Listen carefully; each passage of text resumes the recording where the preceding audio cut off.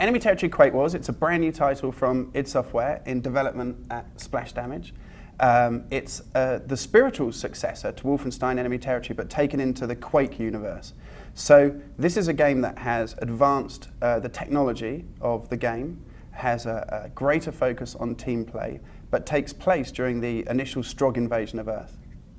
Well, one of the reasons, well, I guess the big reason we chose to work on this setting is because I really like the Quake 2 universe.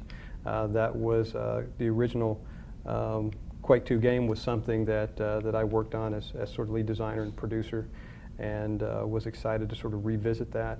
And we felt like this was a great opportunity to sort of bring this universe into you know, the multiplayer action gaming genre, and give us this chance of bringing two really very different teams together, where most of the time you're facing two teams that are really just sort of reskinned versions of each other.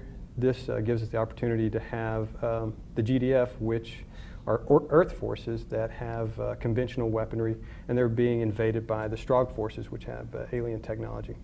One of the big differences about Quake Wars in terms of the kind of maps that the game features is that all of them are really unique. So a good way to think of it, because this Strogg invasion of Earth is really a prequel to the Quake 2 and Quake 4 games, is as Quake 0.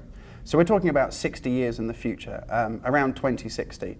Each of the missions that take place are really a beat in this original Strogg invasion of Earth. So in just the same way you'd think in World War II, you see games and movies that retell famous battles, each of these missions is exactly the same. And they all vary greatly, not just in the time of day or the type of weather, but actually their geographical location on Earth, ranging from temperate maps to arid desert maps or Arctic. Well, for example, one of the maps in Enemy Territory Quake Wars retells the story of how the GDF uncovered the functionality of slip gates.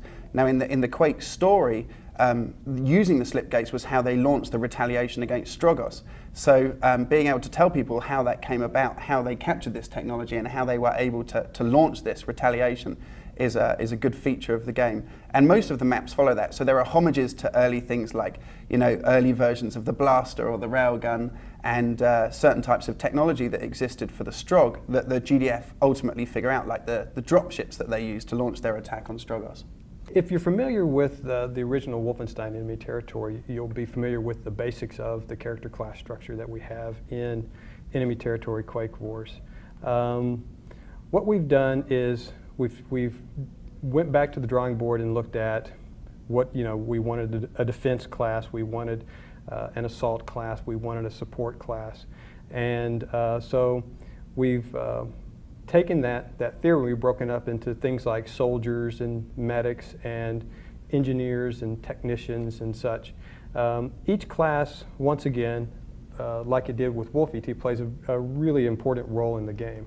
It's not just sort of what they're carrying, it's more like what their skill is. And so, for the engineers class, doing things like dropping defense turrets is extremely key to the game.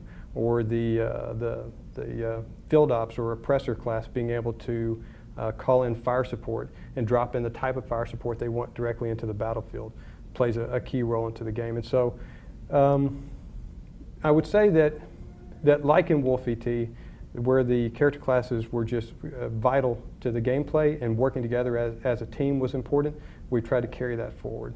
In a lot of single-player games for some time, you've had very advanced physics for vehicles which have allowed you to do things like off-roading and racing and flying and have a greater level of realism. What we've tried to do with Enemy Territory Quake Wars, because it started out as a multiplayer title, is build physics that worked across the networking but that more realistically simulated the kind of feedback you expected from vehicles. The great thing about this is that each of the vehicles therefore can fulfill a specific combat role. So a tank really is capable of traveling off-road, and a fast-flying hovercopter is really good at dogfighting. These functions of the vehicles extend the character classes in the game, so kind of really just reinforcing this sense of a real focus on team play. With the vehicles, back to one of the exciting things for me about the universe is having these two very, very different teams. And so having two different types of technology on the battlefield allows us to have a wide variety of different vehicle types, ranging from things like the Goliath Walker which is like people familiar with mechs and things like that, to traditional tanks on the battlefield. And although the controls will work similarly, actually, because of the way the physics works and because we're going down and modeling the physics on like tires and tank treads, that what they can do and the way they behave is very differently. And actually, as you begin to play more, you begin to use it to your own, use it to your advantage. The things like the tank can travel over. It's things that perhaps like the Badger and stuff would probably get stuck on because it's four-wheeled vehicle. Desecrators, which is basically sort of almost like a Strog hover tank. I guess. Uses gravitonic repulsors though, which are modelled realistically. Yes, it I mean, is. if you could control gravity, then that's how they'd be modelled. And even things like the flying vehicles, the difference between like the Anansi and the Hornet, they actually are modeled off of different physics.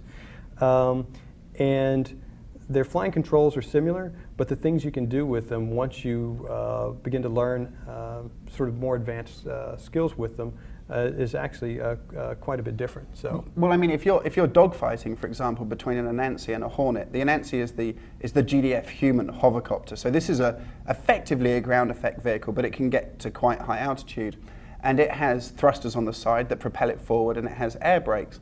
Now the Hornet has 4 gravitonic repulsors. This is the Strog vehicle. Now it's kind of the gameplay equivalent, but it has completely different physics.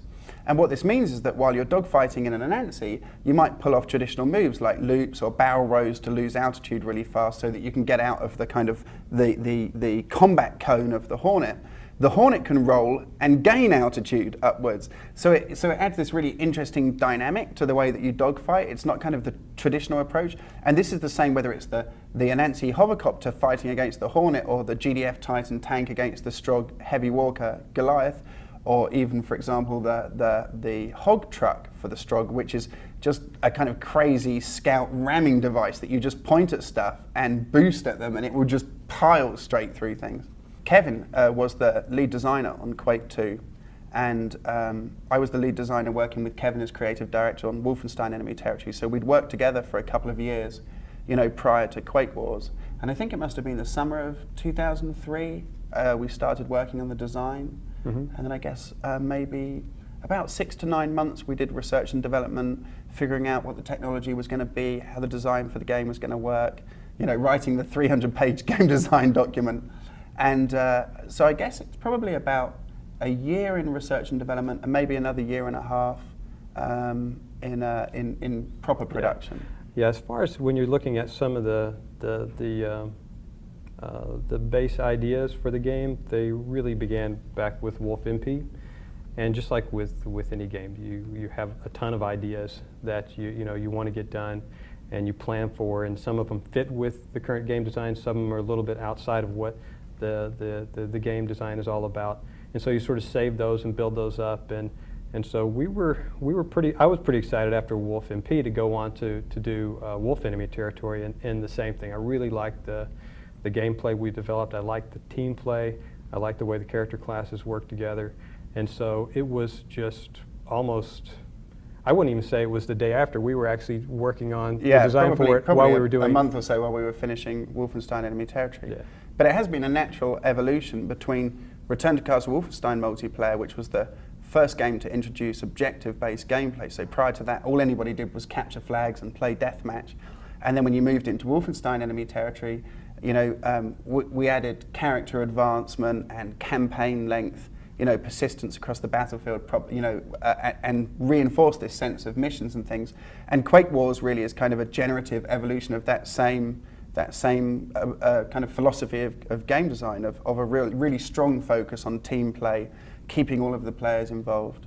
Well, I suppose every aspect of Wolfenstein Enemy Territory has been evolved or improved in some sense. Mm-hmm. The plan currently is to have persistent-based character status, so that your ranking and the stats that you track and everything would continue persistently. But we're wary of having rewards which unbalance the game for new people coming into a campaign.